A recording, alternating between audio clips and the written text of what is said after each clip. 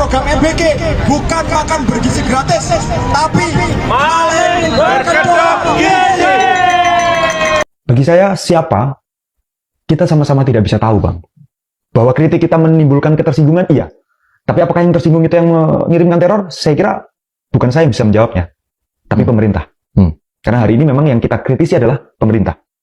Bagi saya yang justru penting adalah, ini jadi alarm bagi demokrasi kita. Ini jadi catatan dari kecacatan demokrasi kita. Bahwa ketika ada orang yang berangkat dari kepeduliannya dengan bangsa, bahwa ada alokasi anggaran yang tidak benar, prioritas program yang salah, tapi justru malah mendapatkan ancaman, penculikan, bahkan pembunuhan. Dan tidak hanya saya seorang. Orang tua kami, hampir 30 pengurus BEM UGM, semuanya mendapatkan teror. Tapi yang saya garis bawahi di sini adalah, seluruh teror itu tidak akan membuat BEM UGM gentar. Semakin ditekan, justru kami semakin melawan. Hari ini terbukti, beberapa lembaga seperti Kaukus Indonesia untuk Kebebasan Akademik, Kampus UGM, LPSK, LBH, semuanya membersamai kami. Sehingga ketika ancaman ini akan membuahkan ancaman yang lebih besar lagi, maka BEM UGM tidak sendiri. Apakah orang-orang yang teror itu mau menghadapi kami semua? Maka silahkan lanjutkan terornya. Modusnya bisa diceritakan? Apa yang terjadi? Ada beberapa bentuk. Yang pertama, sejak tanggal 9, kami menerima pesan dari nomor-nomor tidak dikenal. Kontaknya bukan kontak Indonesia, bukan +62, tetapi +44. Justru Inggris Raya. Pertanyaan saya di sini, kalau kami itu disebut anti asing, tapi kok ternyata yang meneror kami juga nomornya nomor asing.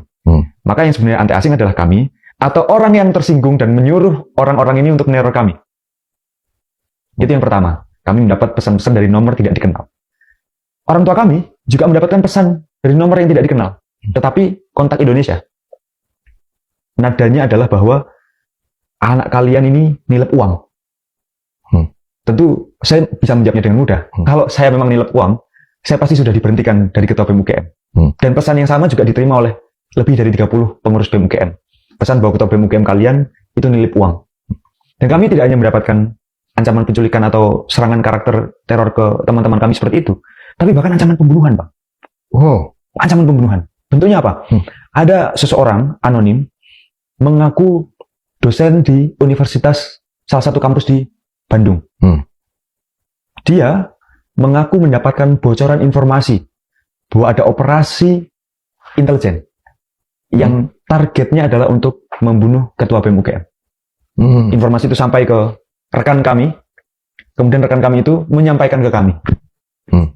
Itu tidak seperti teror biasanya.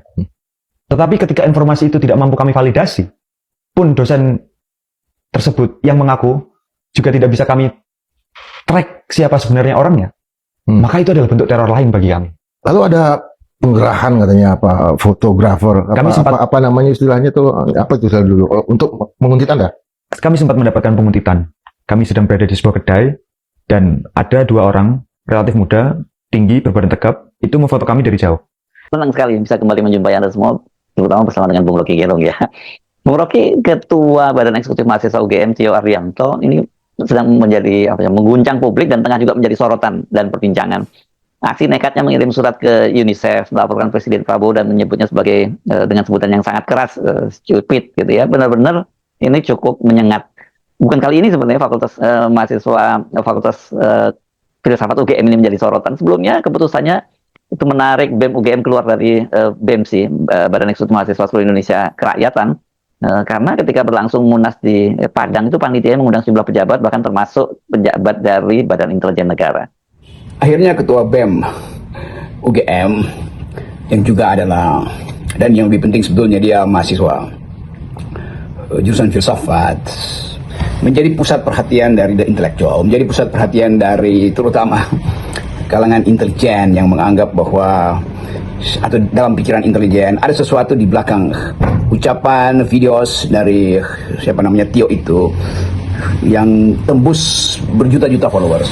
Lalu ada sejenis kepanikan, dan Ketua BEM memang mengaku bahwa dia menulis itu surat ke UNICEF, mengucapkan kritik yang tajam terutama pada Presiden Prabowo, lalu pakai kaos yang nyeleneh tuh, MBG disebut apa itu,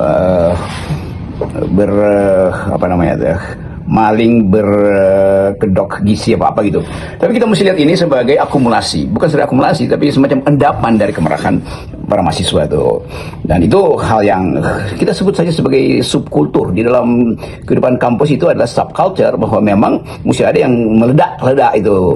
Sementara sebagian OKP juga banyak yang terima amplop kan. Jadi ini kita anggap aja sebagai dialektika dari proses-proses politik yang menginginkan ada keterbukaan demokrasi, yang menginginkan ada perhatian pemerintah terhadap hal-hal yang didalilkan oleh para mahasiswa. Itu kemiskinan, soal pendidikan yang terlantar, soal kepedulian pada hak asasi manusia, soal penangkapan para mahasiswa itu yang sebetulnya jadi perhatian juga dari tim pencari fakta, dari YLBHI dan Kontras yang sudah mempublikasikan semacam buku putih. Jadi semua hal yang terjadi di bulan Agustus kemarin dilengkapilah hari ini oleh kemarahan ketua BEM itu. Tapi dia bukan marah sebagai manusia biasa, dia marah sebagai akademisi yang paham tentang kebijakan. Bahkan dia terangkan dengan bagus di situ semua hal yang memungkinkan orang mengerti bahwa ada masalah dengan negeri ini, ada masalah dengan kepemimpinan Presiden Prabowo. Tapi sekali lagi itu adalah pendapat akademis dengan menguji data, dengan memperhatikan opini publik, dengan menghitung kritik dari dunia internasional bahkan tuh. Jadi saya kira teman ini proporsional untuk mengucapkan itu di dalam kapasitas dia sebagai manusia akademis. Kasus ini menjadi lebih heboh karena dia bersama teman-temannya bahkan sampai ibunya itu diteror. Bahkan ini juga diancam akan dibunuh. Publik itu langsung mengaitkan aksi teror itu dengan pemerintahan Prabowo. Tapi bisa juga sesungguhnya teror itu dilakukan oleh kelompok-kelompok kepentingan politik tertentu yang memanfaatkan situasi ini. Betul, Herso. Saya menduga bahwa banyak yang marah, tapi kalau pada akhirnya dia diancam secara fisik bahkan disebut mau dibunuh, itu saya kira itu permainan semacam kontra kritik yang bukan datang dari mereka yang peduli pada soal-soal yang disebutkan oleh saudara ketua BEM itu tuh. Apalagi kalau dianggap bahwa ini bagian dari tekanan pemerintah, saya kira berlebihan itu. Yang bermain di situ pasti di belakang layar yang berupaya untuk mengambil keuntungan dari atau mengambil semacam sebut aja bersembunyi untuk memperoleh saya cairkan istilahnya, memperoleh sensasi atau memperkuat sensasi dari keterangan itu tuh. Jadi sebetulnya kita mau paham sebagai orang yang ada bertahun-tahun di dalam dunia itu, yang diucapkan oleh ketua BEM itu benar adanya, faktanya ada di situ, tetapi impactnya itu sangat mungkin jadi bahan justru dari mereka yang ingin ambil keuntungan dari krisis politik. Nah itu yang nggak boleh tuh. Karena halo teman-teman, berjumpa bersama saya di Politik Dangi ya. Ini sangat viral teman-teman dan luar biasa ya. Kenapa luar biasanya? Keberanian dari seorang mahasiswa ya, ketua BEM UGM ya, Badan Eksekutif Mahasiswa UGM, ini benar-benar berani sekali ya, nyalinya sangat kuat, nyalinya sangat mental baja sekali teman-teman. Kenapa? Karena beliau terang-terangan ya memberikan kritikan tajam, keras, panas kepada pemerintah teman-teman terkait dengan MBG, dan ini viral di mana-mana bagaimana BEM UGM ini bahkan menyurati PBB, teman-teman. Bayangkan, menyurati PBB. Langkah daripada Tio ini ya, namanya adalah Tio. Ini sangat membuat geger publik ya. Keberanian anak muda ini pun dianggap sebagian masyarakat itu mewakili suara mereka ya. Ke atas keberaniannya ini, teman-teman. Bahkan Tio ini atau ketua BEM UGM ini ya diundang di berbagai media ya, baik media streaming ya, televisi dan sebagainya. Yang dikritik oleh Tio ini adalah sebagai ketua BEM UGM adalah makan bergizi gratis. Bahkan ia berani mempleseti dari bahasa makan bergizi gratis ini menjadi maling berkedok gizi. Ini adalah plesetan yang diberikan oleh ketua BEM UGM ini ya. Dan ini benar-benar berani sekali teman-teman, dan ini luar biasa sekali bagaimana mahasiswa ini ya, dan ini mahasiswa paling berani menurut saya. Dan kata Tio, bagaimana ia pun diteror, teman-temannya diteror, hingga keluarganya pun diteror teman-teman. Apakah ini benar ya? Kita juga nggak tahu ya kan. Dan kemudian Rocky Gerung mengangkat ini ya. Rocky Gerung kemudian bersuara, membuka suara ya terkait dengan masalah ini ya. Karena ini betul-betul viral teman-teman. Dan Sebenarnya kayak gini ya, eh, menurut saya nih ya, MBG ini memang sangat dibutuhkan ya para siswa ya Indonesia. Bagaimana MBG ini benar-benar ya ada mulusnya, ada juga tidak mulusnya. Tidak mulusnya adalah mungkin terkait dengan kendala daerah yang sulit, kemudian mungkin belum merata karena anggarannya juga mungkin belum belum turun, ya kan, sehingga belum merata pembagiannya. Mungkin bagi daerah-daerah yang mungkin jangkauannya baik teman-teman ya, mungkin semuanya akan terrealisasi gitu. Artinya semua sekolah bisa dapat. Dan ini anak-anak juga pasti ada yang menikmatinya, ada yang mungkin menolak, ya kan. Itu adalah hak anak-anak gitu ya.